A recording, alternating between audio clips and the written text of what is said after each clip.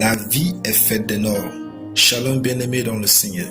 Notre méditation du jour s'intitule « La vie est faite de normes ». Dernière partie. Nous tirons notre texte dans Exode, le chapitre 1, le verset 16 qui nous dit ceci. Il leur dit, quand vous accoucherez les femmes des Hébreux et que vous les verrez sur les sièges, si c'est un garçon, faites-le mourir. Si c'est une fille, laissez-la vivre. Alléluia.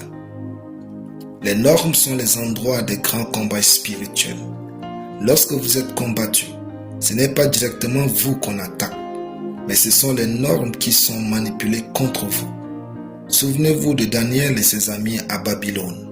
Bien-aimés, le diable est organisé dans son désordre. C'est donc dans le respect des normes qu'il réussit à contrôler, posséder et vaincre les enfants de Dieu. Il sait que Dieu a établi les normes pour la justice et le bonheur. Le programme diabolique est souvent très en avance que la vie et la réflexion de plusieurs croyants.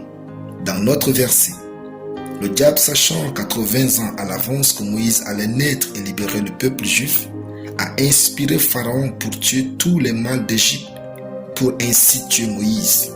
Il a manipulé les normes afin d'arrêter le plan de Dieu, mais il a échoué. Les démons sont un petit souci dans le monde spirituel.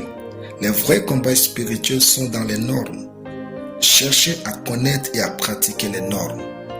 Dieu est au repos. Il ne fait rien aujourd'hui. Ce sont ces normes qui agissent en son nom dans nos vies.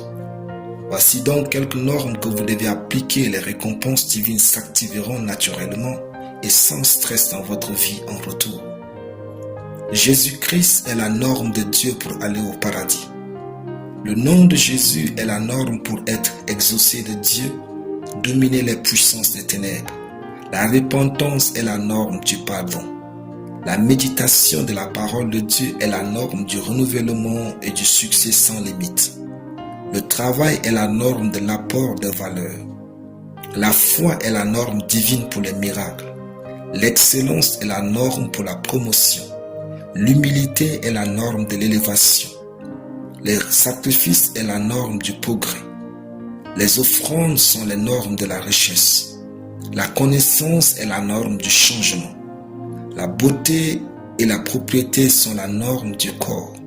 La chasteté, la sanctification et l'apprentissage sont les normes d'un célibat béni.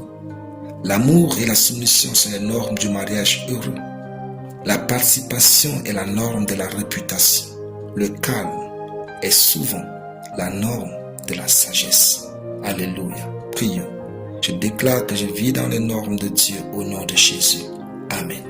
La lecture biblique en une année, Ézéchiel 21 à Ézéchiel 25. Soyez bénis, c'était le pain du ciel.